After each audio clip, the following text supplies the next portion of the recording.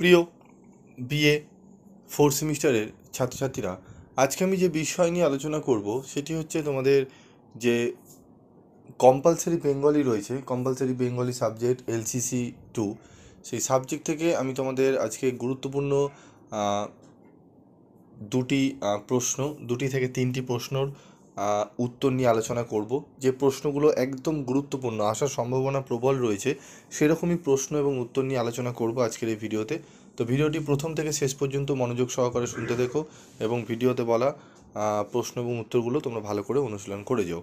এবং তোমরা PDF notes, যে উত্তরগুলো আমি বলবো তার পিডিএফ নোটস তোমরা কিভাবে পাবে সেগুলি অবশ্যই আমি তোমাদের ভিডিও শেষে বলে দেবো।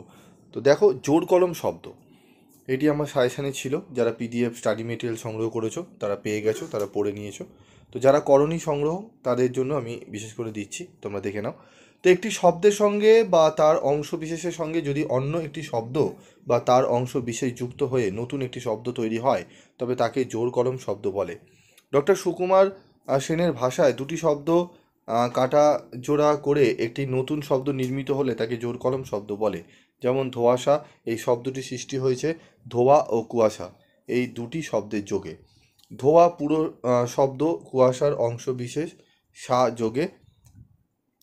2 নম্বর হচ্ছে বাটি, বাঙালের বা এবং ঘটির টি দিয়ে পরিহাস করা হয় বাটি বলে। একইভাবে হয় রাজ হাস ঝাড়ু, হাস প্লাস সজারু। সিংহ, সিংহ প্লাস ব্যাঘ্র। নিশ্চুপ, নিশ্চল চুপ ইত্যাদি। তো এটি তোমাদের টিকা হিসাবে আসতে পারে। আরও কিছু বৈশিষ্ট্য রয়েছে, তোমরা যদি চাও সেখানে বৈশিষ্ট্য অ্যাড করতে পারো, ঠিক আছে। তো 5 নম্বরের জন্য তোমরা টু দি পয়েন্ট অ্যান্সার লিখবে, জাস্ট কাকে বলে এবং উদাহরণ দিয়ে বোঝাতে পারলেই হলো। দু একটি বৈশিষ্ট্য যদি তোমরা দিতে পারো তাহলে সেক্ষেত্রে ভালো হয়। তবে বিশেষ করে তোমরা অনেকটা পড়তে হয়, তো তাই তোমাদের বলবো টু দি পয়েন্ট অ্যান্সার লেখাই ভালো। বেশি বাড়িয়ে লেখার কোনো দরকার নেই। তোমরা চাইলে এখানে দুটো বৈশিষ্ট্য ঢোকাতে পারো, ঠিক আছে। এবার দেখো সংকর শব্দ, ঠিক আছে। তৎসম, তদ্ভব, অর্ধ তৎসম দেশি ও বিদেশি কোনো এক শ্রেণীর শব্দের সঙ্গে অন্য কোনো শ্রেণীর শব্দ বা শব্দাংশ যোগে নতুন শব্দ গঠিত হয়, তখন তাকে বলা হয় সংকর শব্দ বা মিশ্র শব্দ। যেমন রাজা, উজির, মাস্টার মশাই, হেড কারিগর, উপরিউক্ত শব্দগুলি দেশি ও বিদেশি শব্দের সংমিশ্রণে গঠিত হয়েছে এবং বাংলা শব্দ ভাণ্ডারে অন্তর্ভুক্ত হয়েছে, ঠিক আছে। তোমরা এই উত্তরটি দেখে নাও, একটু ছোট রয়েছে, ঠিক আছে। আরও কিছু লাইন্স তোমরা যদি পারো দিতে পারো, ঠিক আছে। তো তো তোমরা এর সঙ্গে দুটি বৈশিষ্ট্য ঢোকাতে পারো, আমি বলে দিচ্ছি। তো ভিডিওটি স্কিপ না করে শুনবে, তাহলে কিন্তু নাহলে অনেক কিছু কিন্তু তোমরা মিস করে যাবে, ঠিক আছে। তো দুটো বৈশিষ্ট্য শুনে নাও। সংকর শব্দে দুটি শব্দের সম্পূর্ণ অংশ যুক্ত হয়। শব্দ দুটি বিজাতীয় শব্দ হবে, যেমন বাংলা ইংরেজি, বাংলা ফার্সি ইত্যাদি। সংকর শব্দের ফলে বাংলা ভাষা উপভাষার অনেক নতুন শব্দের সৃষ্টি হয়েছে, ঠিক আছে। এই শব্দগুলো কিন্তু তোমরা বৈশিষ্ট্য হিসাবে দিতে পারো, ঠিক আছে। তাহলে যখন দুটি বিজাতীয় শব্দের সম্পূর্ণ অংশ যুক্ত হয়ে নতুন শব্দ সৃষ্টি হয়, তখন তাকে বলা হয় সংকর শব্দ। এটি আমরা কিন্তু বলতে পারি, ঠিক আছে। তোমরা এটিও দিতে পারো, যখন দুটি বিজাতীয় শব্দের সম্পূর্ণ অংশ যুক্ত হয়ে নতুন শব্দ সৃষ্টি হয়, তখন তাকে সংকর শব্দ বলে। বৈশিষ্ট্য: সংকর শব্দে দুটি শব্দের সম্পূর্ণ অংশ যুক্ত হয়, শব্দ দুটি বিজাতীয় শব্দ হবে। সংকর শব্দের ফলে বাংলা ভাষা উপভাষার অনেক নতুন নতুন শব্দের সৃষ্টি হয়েছে, ঠিক আছে। তো এগুলো তোমরা দিতে পারো। তারপর দেখো সমাক্ষর লোপ।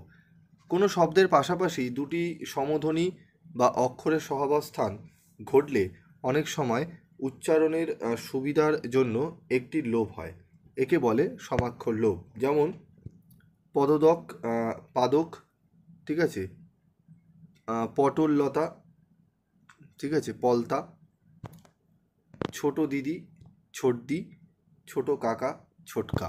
এখানে পদদক শব্দে দ সমধ্বনি বা অক্ষর পাশাপাশি থাকায় উচ্চারণের সুবিধার জন্য একটি সুপ্ত হয়েছে, অর্থাৎ শব্দটি হয়েছে পাদক। একইভাবে পটললতা, ছোট দিদি ছোট কাকা শব্দগুলিতেও ল দ ক সমধ্বনি পাশাপাশি থাকায় একটি লুপ্ত হয়ে পলতা ছোটদি ছোটকা হয়েছে। ঠিক আছে, তো উত্তরগুলো তোমরা দেখে নিলে। এর সাথে তুমি আমরা দুটো বৈশিষ্ট্য এখানে দিতে পারি। কি দিতে পারি? সমাক্ষর লোপ রীতিতে সমধ্বনিযুক্ত অক্ষর পাশাপাশি থাকে। এই রীতিতে সমধ্বনির একটি ধ্বনি লোপ পেয়ে নতুন শব্দ সৃষ্টি করে। আবার বলছি, সমাক্ষর লোপ রীতিতে সমধ্বনিযুক্ত অক্ষর পাশাপাশি থাকে। এই রীতিতে সমধ্বনির একটি ধ্বনি লোপ পেয়ে নতুন শব্দ সৃষ্টি করে।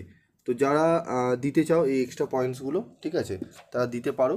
কারণ প্রথমে আমি এগুলো দিইনি, কারণ তোমরা অনেকে শর্ট কোশ্চেন আনসার পড়তে ভালোবাসো, কারণ তোমাদের অনেক পড়তে হয়। তাই যারা এক্সট্রা উত্তর আরও লিখতে চাইছো তারা দুটি বৈশিষ্ট্য দিতে পারো। আমি ভালো করে শুনে নাও যে সমক্ষর লোপ রীতিতে সমধ্বনিযুক্ত অক্ষর পাশাপাশি থাকে। আরেকটি কি? এই রীতিতে সমধ্বনির একটি ধ্বনি লোপ পেয়ে নতুন শব্দ সৃষ্টি করে।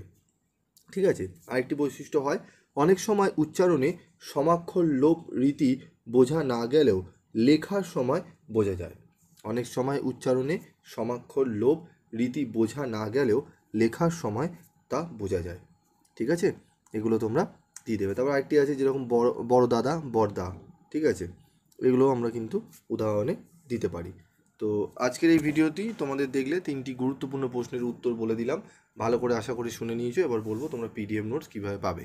তো পিডিএফ নোটস তোমরা কাল সকালে আমার সেকেন্ড যে চ্যানেল রয়েছে, সেকেন্ড চ্যানেলে আমি এই পুরো টোটাল যে আলোচনা করলাম তার পিডিএফ নোটস আমি সকালে দিয়ে দেবো, তোমরা সেখান থেকে ডাউনলোড করে নেবে।